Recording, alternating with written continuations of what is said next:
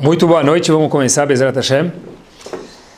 A palavra que vai rodar o tema de hoje, ela é mais fácil de se imaginar. Obviamente que no mundo sempre tem época para tudo, né?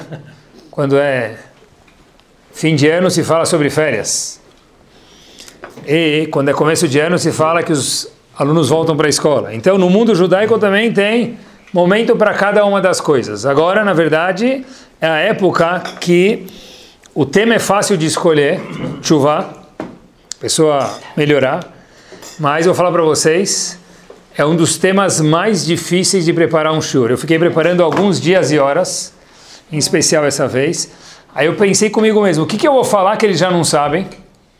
E o que eu vou falar que dá para acrescentar alguma novidade ou para eu acordar falando comigo mesmo? Porque para falar o que todo mundo já sabe e não acrescentar nada, fica deixando a desejar. Então, alguma novidade tem que ter, e Bezerra Hashem vai ter, vamos junto ver se a gente consegue, no frio de São Paulo, aquecer o coração judaico. Vamos lá. No que se refere a Teshuvah.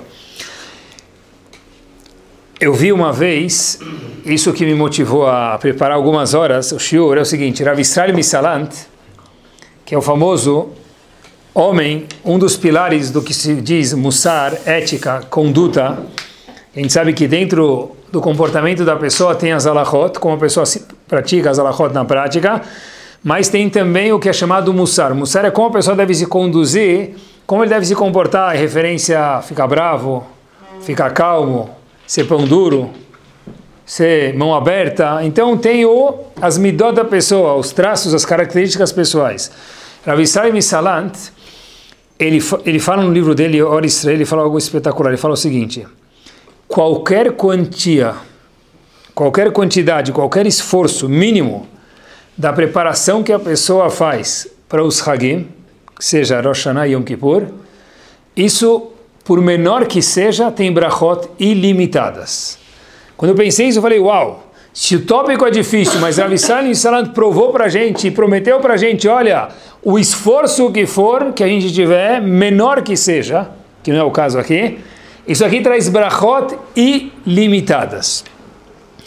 Eu vou contar para vocês, começar por aqui, uma história que eu vi, verdadeira, que ela aconteceu na Europa, mas não era na época de auge, naquela época de ouro, naquela época bonita de Bnei Israel, era na época de dificuldade da Segunda Guerra. Um indivíduo muito bem sucedido economicamente, pai de família, o nome dele era Leibel Moscovitz. Leibel é o nome famoso Ashkenazi, Moscovitz é o sobrenome verdadeiro da pessoa. Ele tinha um pressentimento que as coisas na Europa, onde ele estava vivendo, não iam terminar bem. Infelizmente isso provou ser verdade, e em especial com ele. Ele tinha, um pouquinho antes da Segunda Guerra, ele tinha, na verdade, esse senhor Leibel, ele é uma pessoa, como falei para vocês, tinha muitas posses. Ele falou, olha, se eu for embora do mundo e minhas posses ficarem comigo, então eu vou perder tudo. Ele ficou pensando o que ele podia fazer para tentar garantir alguma coisa para a família dele. Ele falou o seguinte, olha, tem o Rav de uma cidade próxima, Talmid Chacham grande, chamado Rav Chaim Kreiswirth. Na verdade, esse Rav, ele viveu de 1918 até 2001, tá bom? Ele casou, ele próprio é uma pessoa grande, mas ele casou com a filha de um dos maiores Talmidei Chachamim que viveu na Europa, na época, durante a guerra, chamado Avram Godinsky, Zichron Libraha. O Rav Chaim Kreiswirth morava lá, e esse Leibel, esse senhor, falou, olha, eu vou dar os meus documentos do que eu tenho para ele, porque se algum dia eu for embora do mundo, pelo menos, ele vai passar isso adiante para alguém que possa sobrar da minha família ou ter alguma utilidade, isso não ficar parado no banco. Ele pegou os papéis que ele tinha e falou para ele, olha, a maioria do que eu tenho, das minhas propriedades, etc e tal, eu vendi e eu estou passando para o senhor esse papel de uma conta que eu tenho na Suíça. De fato, infelizmente, esse senhor faleceu na Segunda Guerra. Esse Rav Chaim Kreiswirth, que eu falei para vocês, que viveu até 2001, ele, obviamente, passou a Segunda Guerra Mundial e ele foi morar em Israel. Num belo dia, ele estava nos Estados Unidos e ele estava andando de um lugar para o outro, e ele tinha como um dos objetivos dele pegar Yehudim de orfanatos. Tinham muitos Yehudim em orfanatos e casas de não Yehudim, que eles foram entregues para serem cuidados. Então, esse Rav Chaim Kreiswirth viajava a lugares do mundo para procurar Yehudim. Como eles procuraram Yehudim é uma outra história, mas eles iam para lugares de outras religiões, instituições de outras religiões, e procuravam pessoas que eram Yehudim e foram entregues a não Yehudim para ser cuidados durante a guerra. Ele estava sentado no metrô em Nova York, e do lado dele tinha um Yehudi. Começou a ver, conversa vai, conversa vem. Obviamente que esse Rav Chaim Kreiswirth já era mais velho. E ele pergunta para ele qual é seu nome. Os dois falavam Yiddish. Ele falou, meu nome é Yoel Moshkovitz e o seu Chaim Kreiswirth. E conversa vai, conversa vem. Aí ele pergunta para ele, mas esse Rav Chaim pergunta para ele, olha, Yoel, da onde você é? Ele falou, olha, originalmente eu nasci na Cracóvia, eu vim muito pequeno para cá. E, graças a Deus, fugi e não sobrou nada da minha família. Falei, como que você está? Ele falou, já que o senhor está perguntando, algumas pessoas sobram salário no fim do mês, e eu estou sobrando o mês no fim do salário. Eu estou com uma dificuldade grande. Eu vim aqui, eu sou um professor, eu dou aula numa yeshiva, e eu tenho família, mas a gente está se virando aí. E começou a conversar em Yiddish e tal, e começaram a falar de onde ele morava. E esse Rav Chaim Kreiswirth olha para ele e fala, olha, pela história que você me falou, pela localização que você vem, pelo teu sobrenome, tudo indica que seu pai se chamava... Aí o menino o menino que já não era mais um menino, Yoel, começa a lacrimejar e fala, meu pai era Leibel. E aí o rabino fala, uau! Assim, como uau? Meu pai faleceu na guerra. Eu sinto muito, mas a sua Yeshua está sentada do seu lado, a sua salvação está do seu lado. Ele falou, cadê? Ele falou, sou eu. Ele falou, antes de seu pai falecer, ele me deu um documento que é a conta da Suíça dele, para que eu entregasse para alguém algum dia no futuro. E nada mais, nada menos que eu estou aqui do seu lado, e a conta da Suíça agora ela é sua. Pessoal, prestem atenção.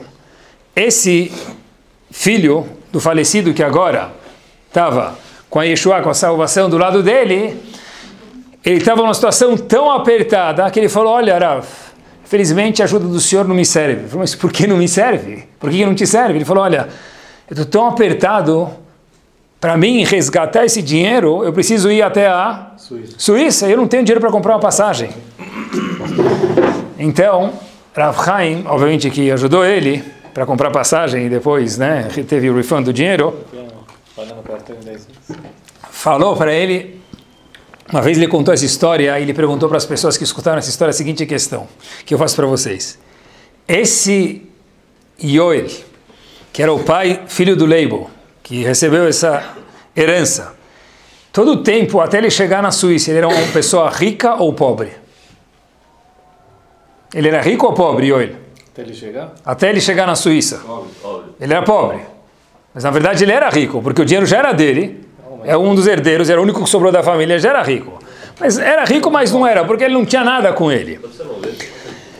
Eu aprendi dessa história uma coisa interessante, que ter dias como esses, que a gente tem na nossa frente, até chegar ao Shana, até chegar Yom Kippur, a série tem Metchuvah, e a pessoa está com a conta na Suíça e não saber que a conta é dele, o cara é pobre, que nem vocês falaram. Quando a pessoa fala, mas, poxa vida, eu não tenho dinheiro para comprar passagem para ir para a Suíça, meu amigo, se vira, vai lavar prato. Se você sabe que tem uma conta te esperando, tem uma fortuna lá, dá cambalhota, vai na Avenida Brasil lá, vende mentos lá e ganha dinheiro. Conta piada aí no semáforo e ganha dinheiro. Exatamente a mesma coisa quando se refere a Elul, meus queridos. Rosh Hashanah, Aseret Metchuvah, Yom Kippur. Se a gente soubesse, se eu soubesse, vou tentar, pouco que eu aprendi a contar para vocês, a riqueza que a gente tem na nossa frente, os dias se transformam diferentes. Se não, a pessoa não tem a riqueza, ele é rico, não é rico. Se a pessoa não sabe o valor do que ele tem na frente dele, ele não é chamado de rico. Eu estava conversando com alguns jovens em algum lugar e eu quase tive que chamar a Tzalá. Por que aconteceu? O seguinte, eu fiz uma pergunta para eles. Falei para eles, olha, da onde a gente sabe que na Torá tem 613 mitzvot? Ah, sei lá, Rabino, tipo, assim, todo mundo fala que tem 613 mitzvot, deve ser que tem. Falei para ele, eu concordo com vocês, ninguém mentiu para vocês. Aí os meninos falaram, Rabino, você não vai falar de novo o que a gente aprendeu na escola estava errado. Eu falei, não, de jeito nenhum, tem 613 mitzvot. Mas da onde a gente sabe que tem 613 mitzvot? Aí um aluno confiante, pessoal, eu fiz isso em alguns grupos, e sempre tinha um aluno brilhante que levanta a mão. E o aluno brilhante, que era diferente em cada um dos grupos, falou exatamente a mesma resposta. Da onde a gente sabe? Da Romã.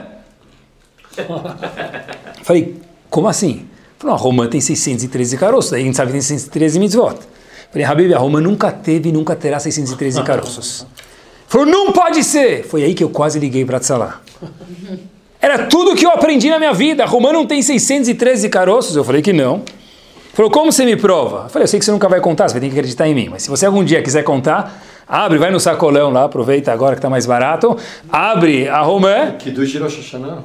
Kiddush de Rosh Hashanah, isso. Abre a romã. A gente não come romã porque tem 613 mitzvot. A gente come romã para lembrar que igual que a romã tem muitos caroços, assim também que a gente tenha muitas mitzvot. Mas não é daí que a gente aprende que tem 613 mitzvot. Esse menino é um menino rico ou pobre em sabedoria? Adoro o menino, mas pobre em sabedoria. Da onde a gente sabe que tem 613 mitzvot? Homework, que não vou contar para vocês hoje. Mas eu queria ir hoje com vocês além da Romã, que não existe 613 caroços. E, by the way, já que eu estou falando sobre isso, olhem que interessante. Eu estava falando para um menino, eu falei, olha, explicando para ele um pouquinho sobre brachot, as brachot que a gente faz antes de comer. E expliquei como que chama o pão em hebraico, como chama pão em hebraico? Lechem. Aí ele falou, agora eu entendi, Rabino. Eu falei, o quê? Sexta-feira à noite. Agora eu entendi. Eu falei, o que você entendeu? Aí ele falou, Shalom Aleichem. A gente fala oi pro pão, aquela halá especial. Ai, ai, ai. Bom, Shalom Aleichem não é nem oi pro pão, meus queridos. E 613 mitzvot nós não temos da Romã. Mas existe em relação a Teshuvá algumas coisas que a gente imagina que é assim também. Que a gente está falando oi para o pão. Shalom Aleichem, a gente está falando oi para os anjos, não para os pães. Para os pães, né? Oi para os anjos que acompanham a pessoa quando ele vem do Knis sexta-feira à noite. Mas tem alguns assim, preconceitos que a gente tem de Teshuvá que eu queria aprender com vocês se são verdades ou não e ir para frente. É o seguinte, vamos lá. Em Parashat Bo, a gente já volta para Chodesh Elul, e tem tudo a ver com Chodesh Elul. A própria Parashat Bo fala sobre quando o Paró chegou, Moshe Rabbeinu, melhor dizendo, chega para o faraó. Hashem fala para Moshe Rabbeinu a seguinte pasuk. Primeiro pasuk da Parashat, talvez alguns já conheçam. Bo ele parou. Moshe Rabbeinu vai para o faraó. Por quê? Que ani bati et libo. Porque eu endureci o coração do faraó. Como a gente sabe, as primeiras makot, as primeiras pragas, o faraó estava com o coração soft, on the rocks, ele podia escolher o que ele queria. Depois de algumas makot, a gente falou, olha, acabou, chega. Agora, o que Moshe Rabbeinu foi falar com o faraó? A gente falou, vai para o faraó. Bom, ele parou. Pessoal, tem um Rashi que a gente já leu 1000 vezes, já ouviu falar, e nunca chamou atenção, mas ele é assustador. Rashi fala, ve'atrebo, adverte o faraó. Em outras palavras, vai para o faraó. Agora que ele já está com o coração duro e faz o quê? Adverte ele. Adverte ele do quê? O Rambam ensina para a gente. Rambam tem, que vocês saibam, Teshuvá a gente normalmente fica na maçã com mel ou na Romã que a gente mencionou, daí por diante. Mas o Rambam tem 10 capítulos de leis de Teshuvá. O Rambam e Alachot Teshuvá tem 10 capítulos e cada capítulo tem uma dezena de Alachot sobre leis de Teshuvá. Quer dizer, tem leis, tem como fazer, tem um processo aqui.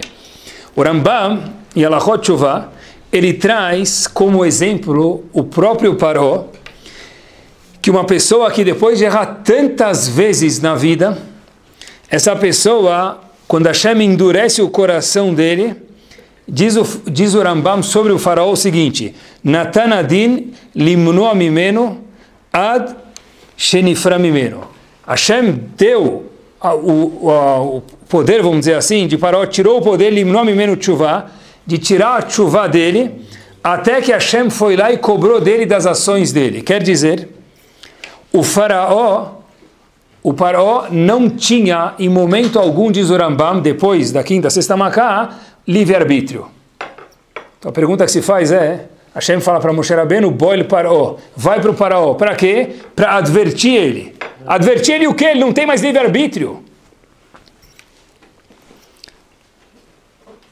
Pergunta difícil.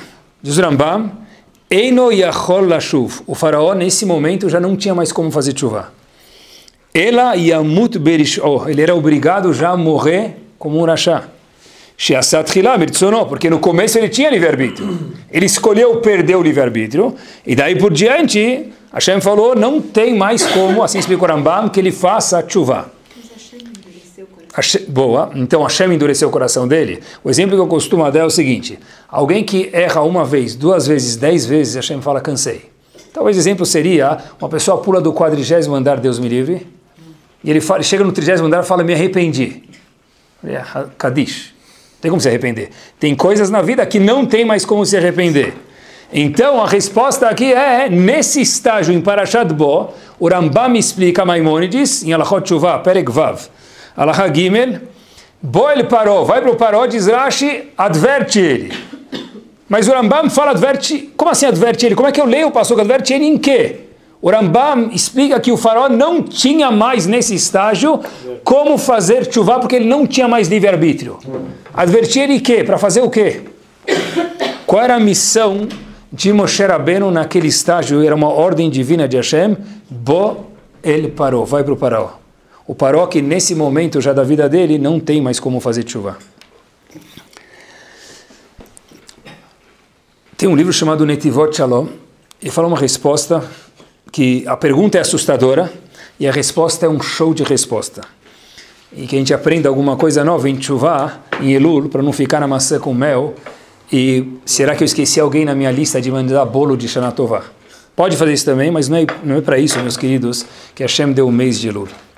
Ele fala o seguinte, vou só adaptar um pouquinho, mas a ideia, o Rav Slonim fala no livro dele, Netivot Shalom.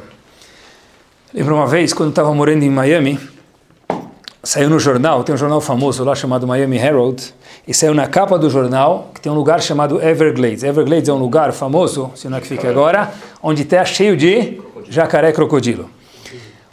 Tem aqueles airboats, aqueles barcos, e são barcos abertos. O mais legal é que você vai no barco, obviamente com a mão para dentro, e aí o chefe lá do barco, o motorista do barco, ele liga a ventoinha lá, o barco começa a andar com aquele ventilador, e ele joga uns amendoinzinhos lá, e os jacarés aparecem, e você fica vendo, obviamente lindo, porque eles estão longe. Isso, igual vela de Hanukkah, muito bom.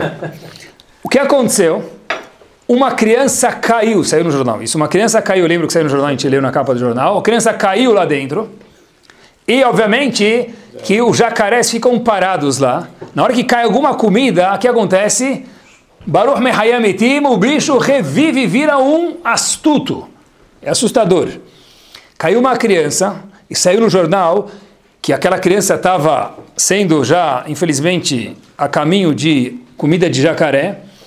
A mãe abriu a boca do jacaré, segurou o jacaré, tirou a criança lá de dentro, obviamente, que o cara que estava no barco resgatou a criança e a mãe ilesa. Como é que é possível, eu não sei se ela era lutadora de boxe ou sumou a mãe, não parece pela foto que estava lá. Então como é que é possível que uma mãe normal é capaz de tirar uma criança da boca do jacaré e salvar a criança ilesa?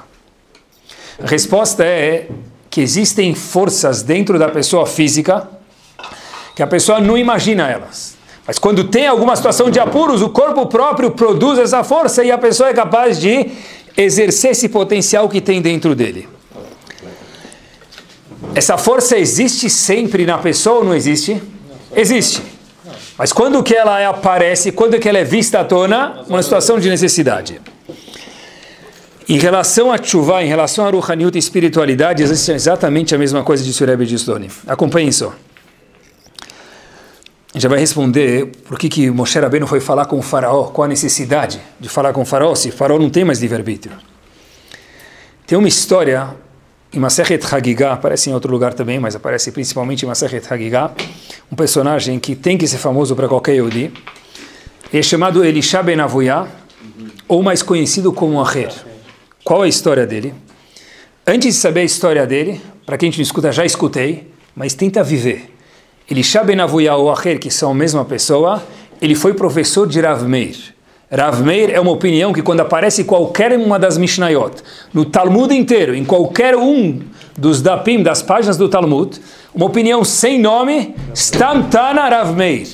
Quem é o professor desse gigante, desse, me permitam, ilustre Tana, que qualquer opinião que aparece em qualquer Mishnah sem nome, anônima é Rav Meir, Elisha ben Avuya. Elisha ben Avuya, a Gemara nos conta, em Hagigah, na página 15a, que ele fez algumas averot, e Hashem falou para ele, hashtag, acabou, vai daqui. O aluno dele, Rav Meir, que era gigante por si só, falou para o Rav dele, Elisha ben Avuya, Rav, faz chuvá. O que Elisha ben Avuya respondeu para ele? As seguintes palavras. Eu escutei uma bat kol. O que é bat kol? Uma profecia. No momento que terminaram as profecias, sobraram ainda bat kol. Bat kol é uma voz que Hashem falou. Shuvu banim shovevim. Volta. Você é meio agitadinho assim? Volta, eu quero você, disse Hashem. Chutz meacher. Menos um cara. Tem um indivíduo que eu não quero ele comigo. Quem é esse indivíduo? Elisha ben Avuya. Então Elisha ben Avuya falou para o grande aluno dele, Rav Meir, você quer que eu faça tshuva? Hashem próprio não me aceita mais.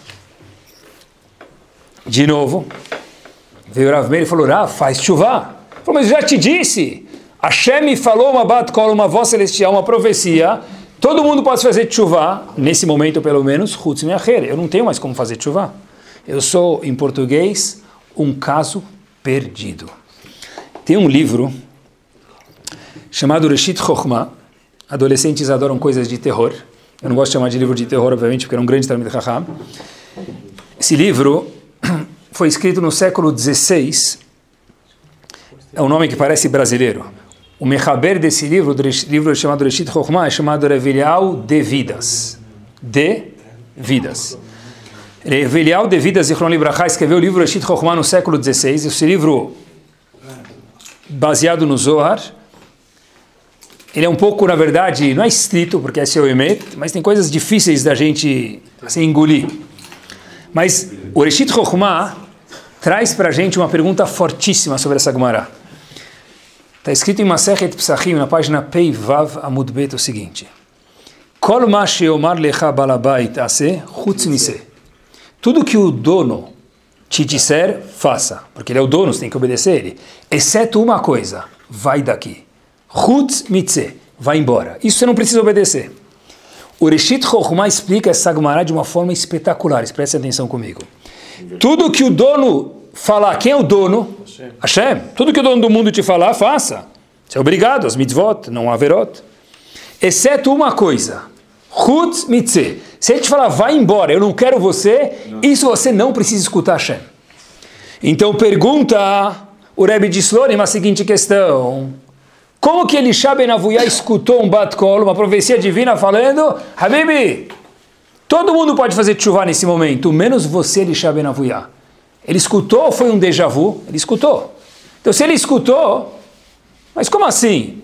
A própria Gemara conta pra gente que tudo que Hashem te fala, acredita, menos uma coisa. Hashem te fala, vai embora, chutz mitze, não quero te aceitar, isso você não precisa escutar Hashem. Mas como assim? Então por que o professor, que ele Elisha ben Avuya, não fez tshuva?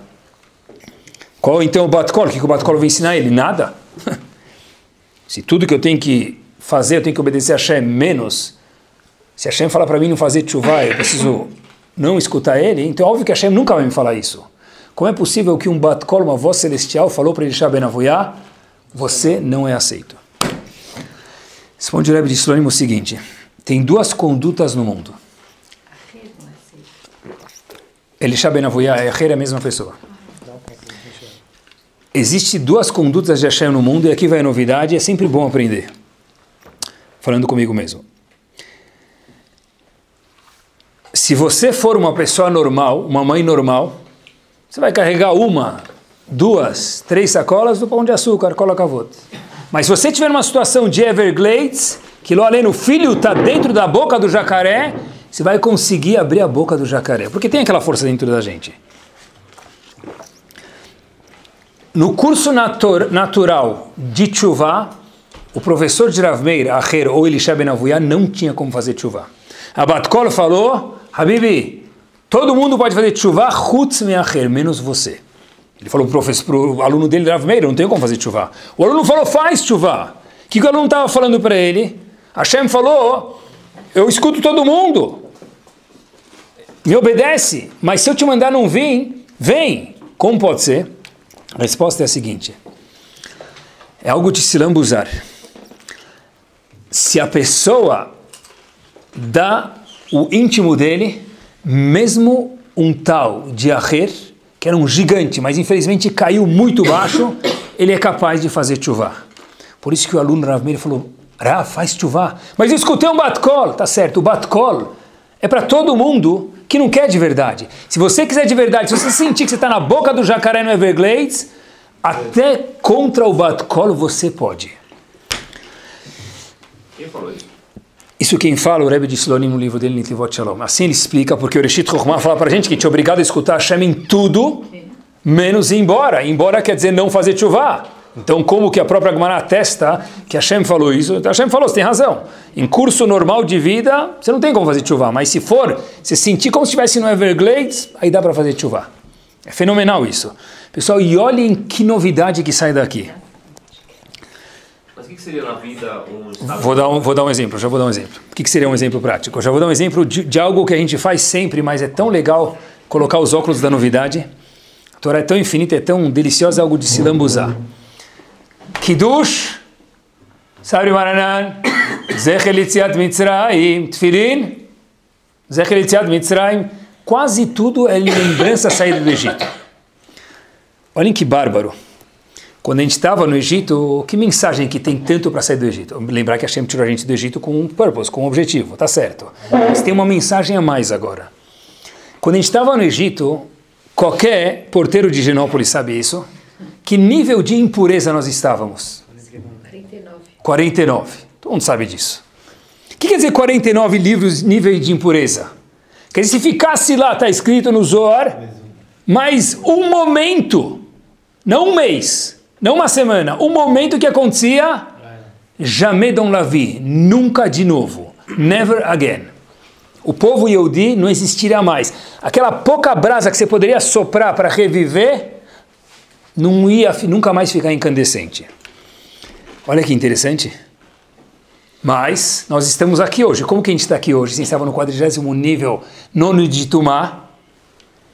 A resposta é a mesma coisa. Que você tem razão. No 49º nível de Tumá é o fim. Faltava um pingo para o fim. Dá para fazer Teshuvah? Estava com o coração duro. Não entrava mais nada. Se você sentir que você está no Everglades, se você sentir a importância que tem o Din de Rosh Hashanah, Aseret Emet Teshuvah, Yom Kippur, que não são dias para a gente fazer slichot, não são dias para comer maçã com mel, não são dias para mandar cartão de Shana Tová, Kartis Brachá, também para isso, são alachot que tem que ser feitas, mas o objetivo desses dias é mudar. Como que muda? Entender que o julgamento da pessoa é algo minucioso. Entender que se eu quiser, eu tenho minhas forças, eu sou capaz de mudar. Boil Paró. Mas por que? A gente perguntou um minuto atrás. Vai falar com o Paró? Falar o quê? O Paró está com o coração duro, o Rambam fala que ele não tinha mais livre-arbítrio. A resposta agora é óbvia. Não tinha livre-arbítrio em que nível? Classe econômica. Agora, se ele entrasse na classe executiva de Teshuvah, ou no Everglades do nosso exemplo aqui de hoje, mesmo o Paraó poderia ter feito Teshuvah. Bomba!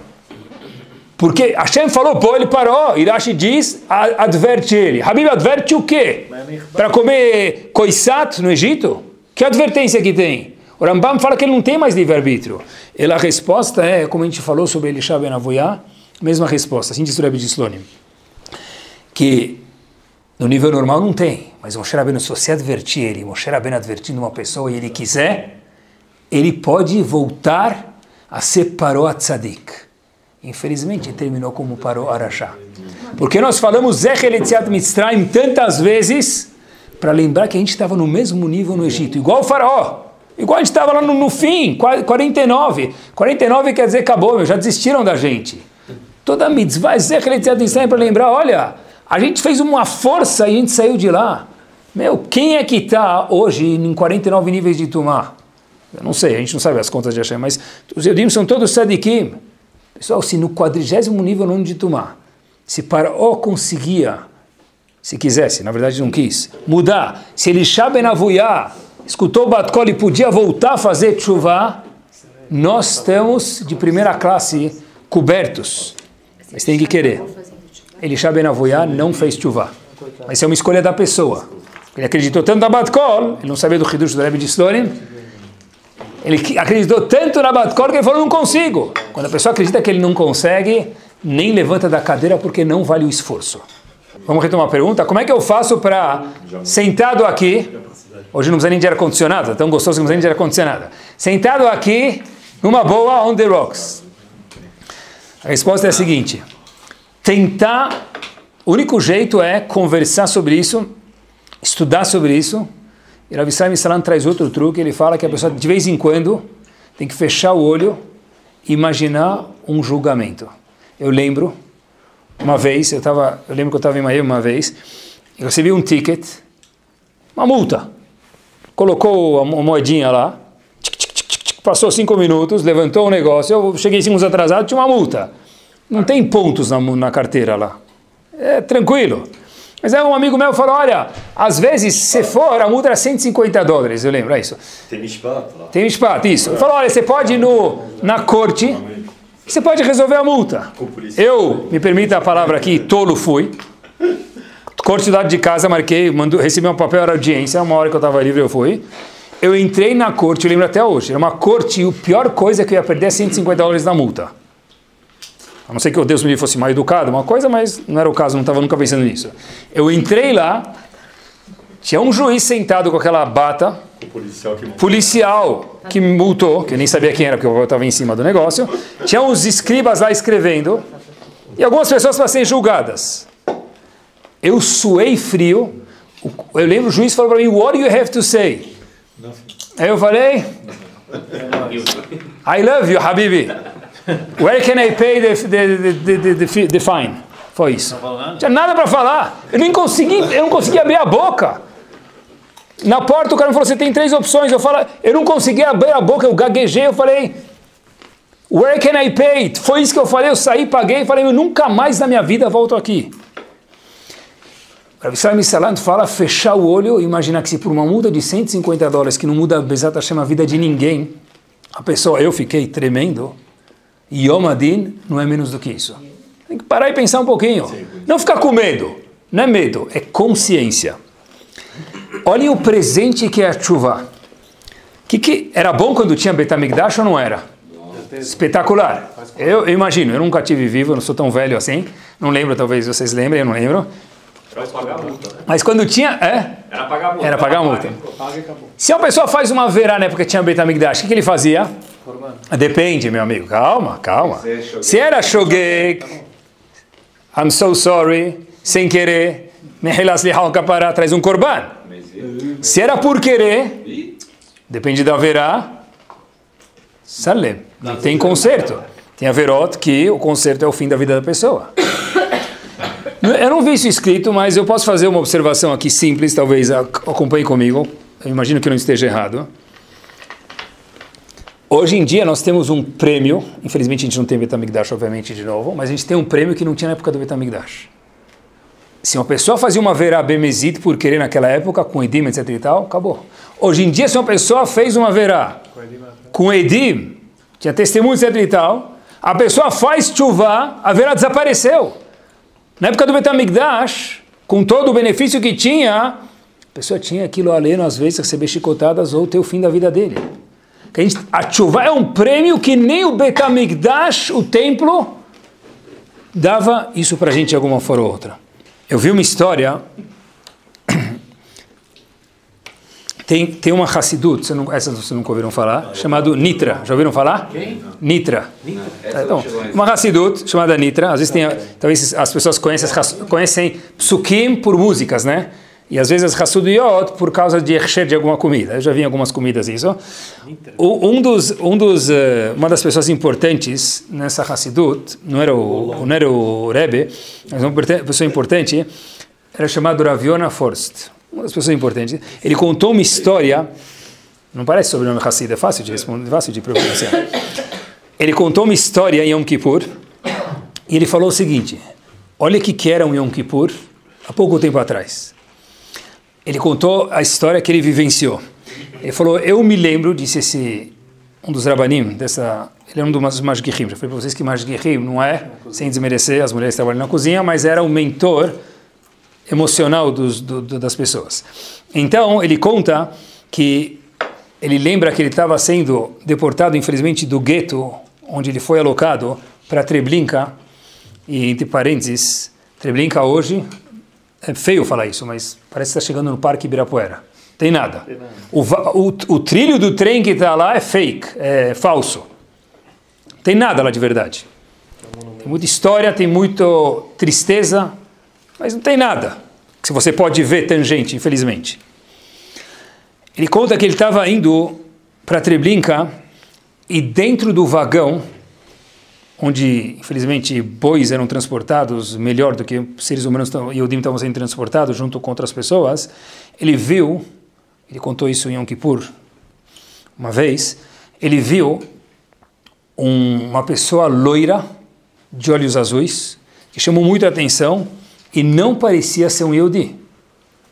Ele ficou com mais medo ainda, deve ter um espião aqui dentro, obviamente um soldado alemão, então ficaram um pouquinho mais longe dele.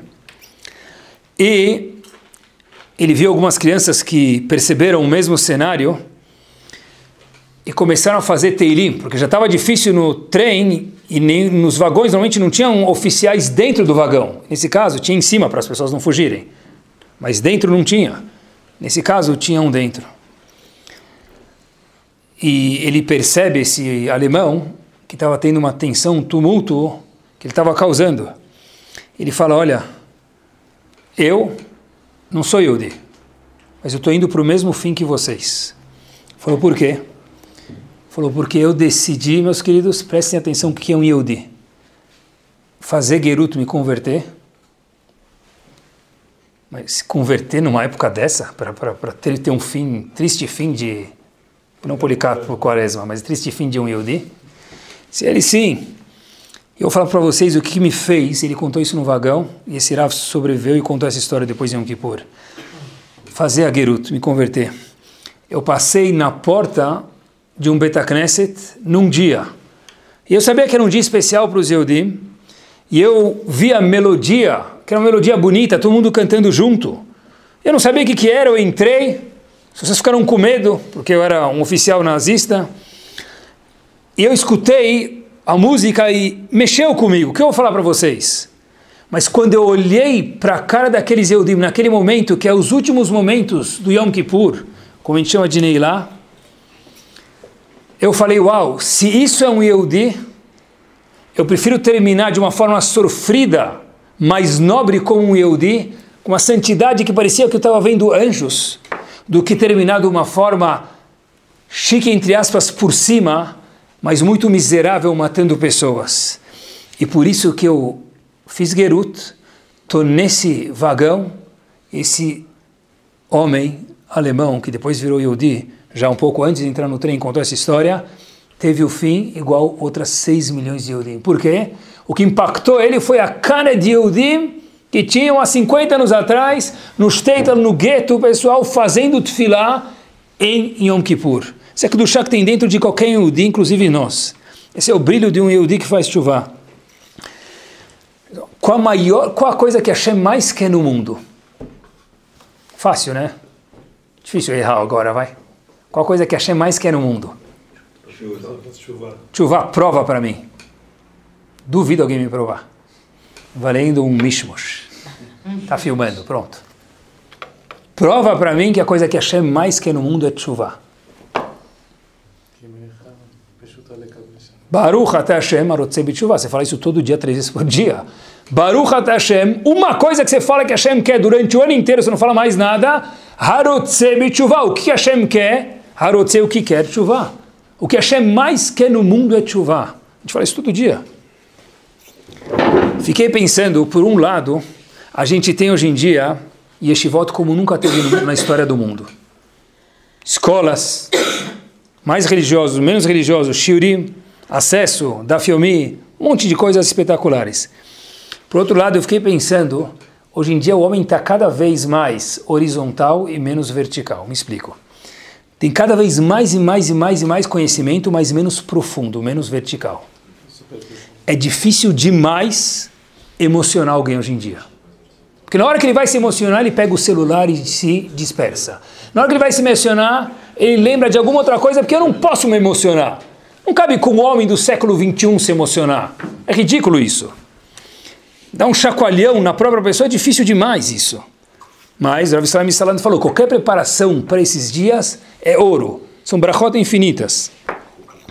Por outro lado, imaginem só, pessoal, fiquei pensando comigo mesmo, com tantas estivot que a gente tem, tudo que a gente tem, talvez hoje em dia é mais difícil fazer tshuva. Na geração celular, smartphone, estão compactando o homem para virar um Instagram. Eu não falo isso com exagero, eu vejo isso. Estão compactando um ser humano para virar um Facebook. E você nem tem ações disso daí, quer dizer, nem revenue você não tem disso tudo.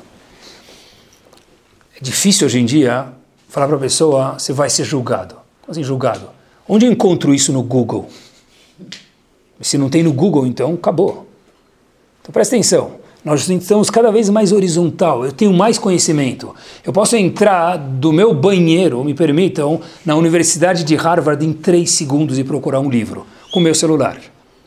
Mas por outro lado, para ter a cara, para ter aquela semblante que aquele guer viu no vagão em Treblinka de Kedushá, a pessoa precisa se sensibilizar. Precisa falar uau!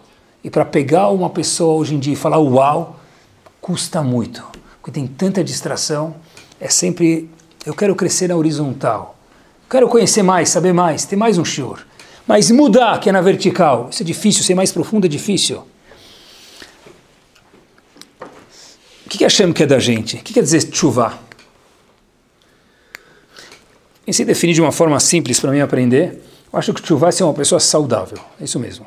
Obviamente nos olhos de Hashem e das pessoas. Se a gente vê,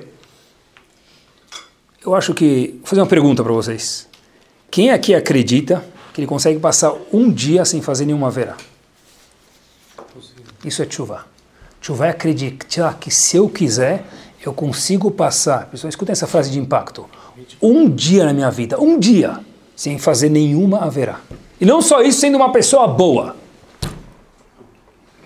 Eu posso não querer. Eu tenho direito, tenho livre-arbítrio, mas se eu quiser, eu sou capaz de passar um dia, não flutuando nas nuvens, não sem comer, eu vou tomar sorvete. Se quiser, não. Se eu quiser, eu consigo passar um dia sem fazer nenhuma haverá.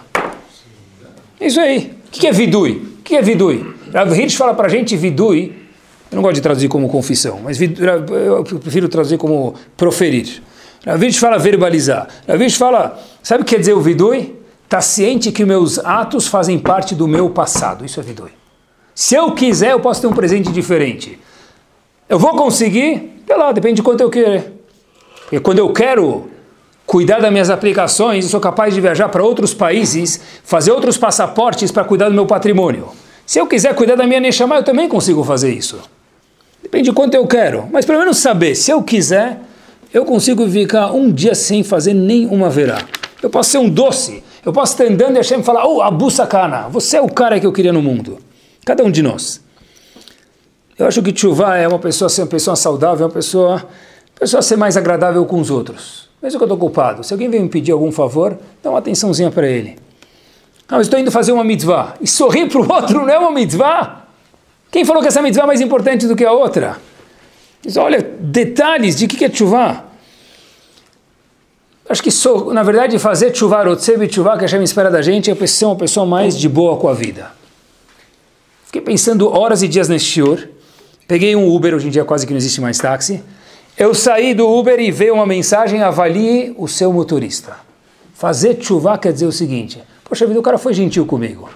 Ele não me serviu mograbi, nem kakeblos e nem gefilte fish, que é o que eu queria, dentro do Uber. Você foi gentil. E uns 5 estrelas para ele vai mudar a vida dele.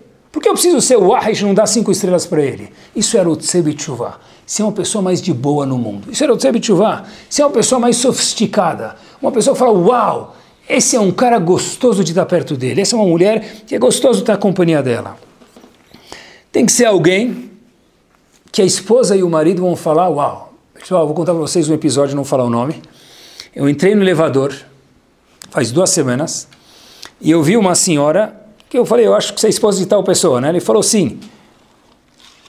Eu falei, teu marido é um doce. Fora o que ele estuda, fora o que ele faz, olha, como pessoa. Eu vejo ele algumas vezes, teu marido é um doce. Sabe o que essa esposa falou para mim? Quase caí no chão. Eu sei que vocês estão imaginando. Você que pensa, né? Ela falou assim, Rabino, doce é o que você acha. Quando chegar em casa, vai ver quanto mais doce ainda ele é. Você nem viu que ele é doce.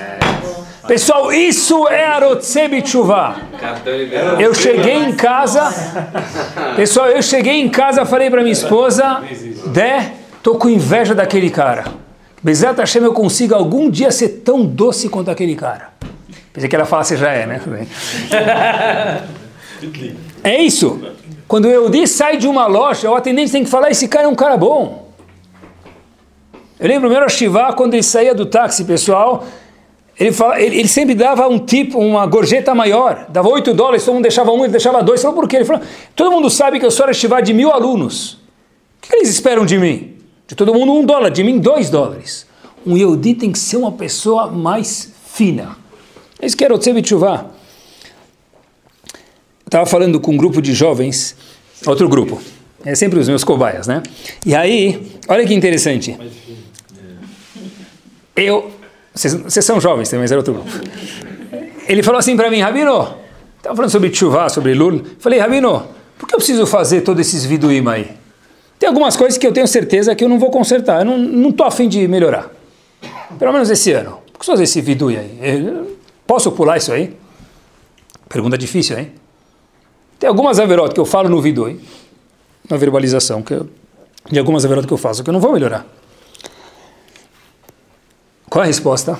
Acho que eu falei para ele a seguinte resposta, o que você vai melhorar ou não é da sua decisão. Mas por que a gente faz vidui sobre tudo? Para o que a gente falou 2, 3 minutos atrás.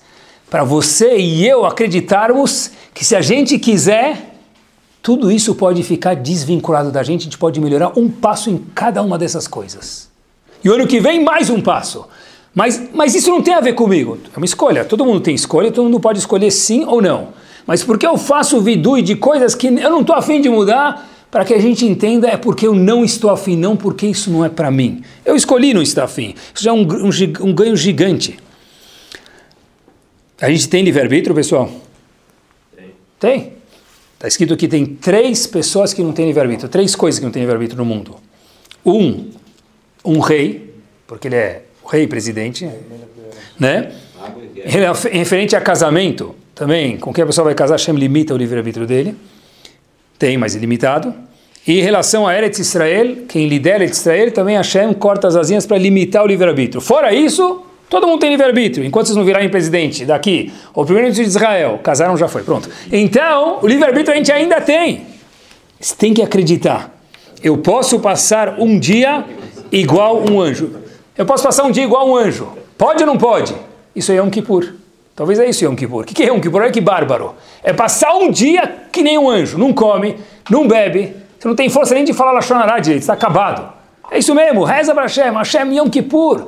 Mesmo quem não quer, hoje é um dia que está chacoalhando a arquibancada em Yom Kippur. É um dia para que a gente, para que eu possa entender comigo mesmo, se eu quiser, eu consigo. Sabem que está escrito aqui? Quantas Neshamot a pessoa tem, vocês sabem? Como a Neshamot da pessoa é dividida?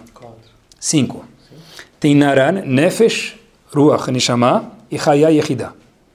Rav Wolbe fala para a gente, no livro dele, que a Neshama, top, a 5 estrelas, o penthouse, a pessoa só pode ficar em touch com ela uma vez por ano em um momento, Neilá de Yom Kippur.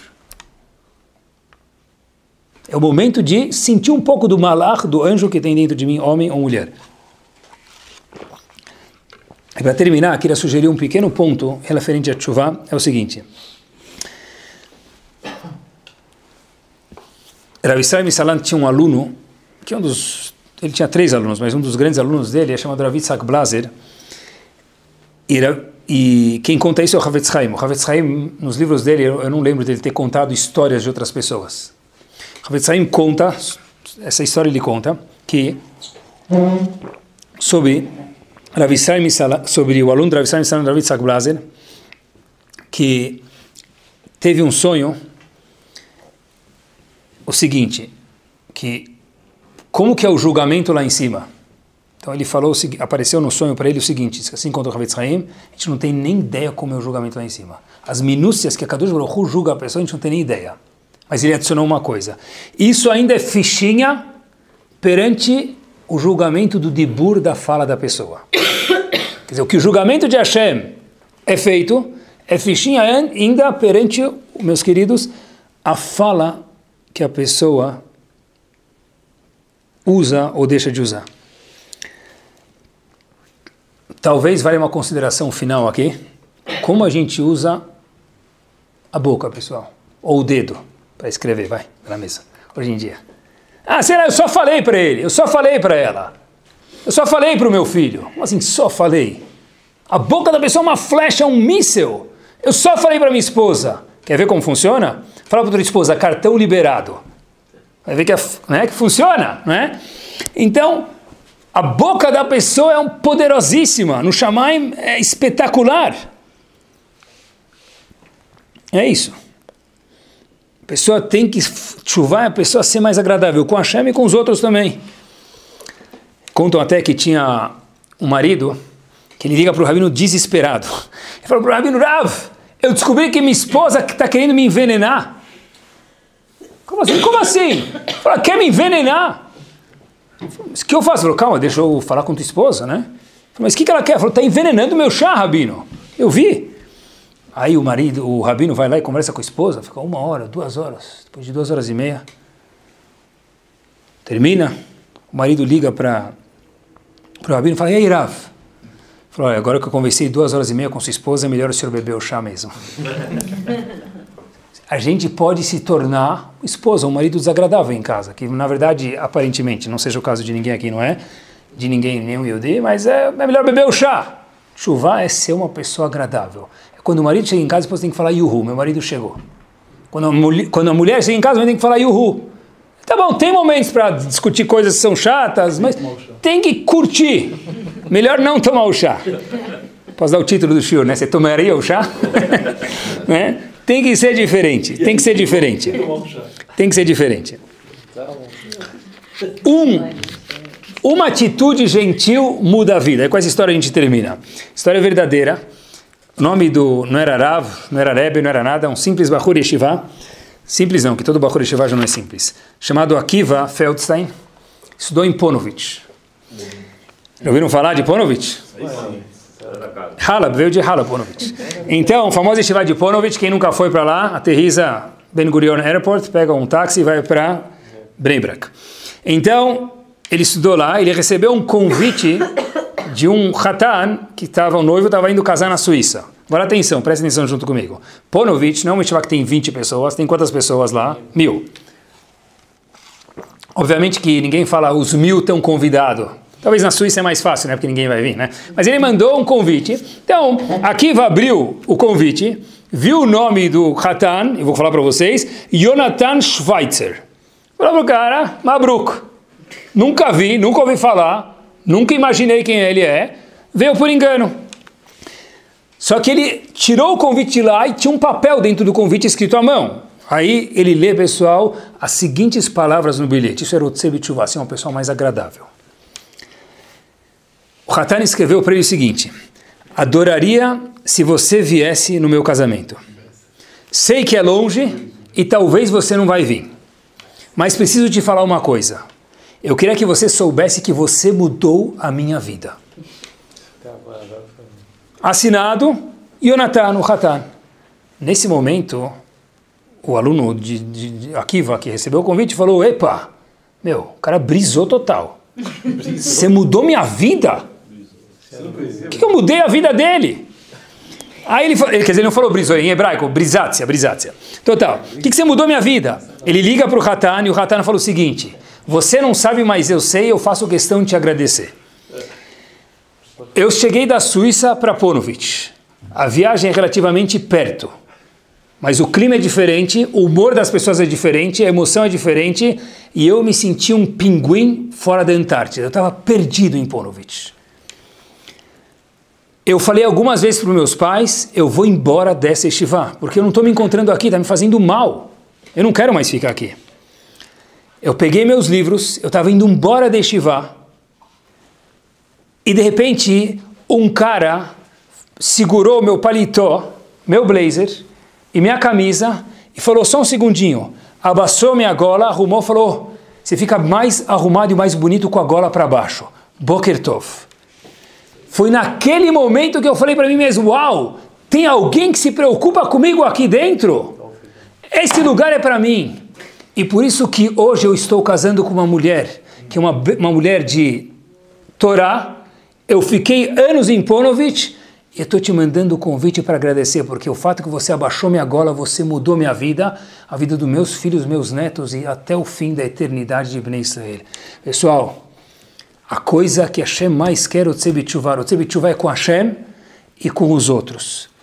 Qual a primeira coisa que Hashem criou no mundo? Vocês nunca mais esquecerem do show de hoje. Qual a primeira coisa que Hashem criou no mundo? Ah, claro que não. Tshuvah não. Fica fácil se fosse Tshuvah. Qual o primeiro passuco? Primeiras duas palavras da Torá. Primeiras duas palavras da Torá.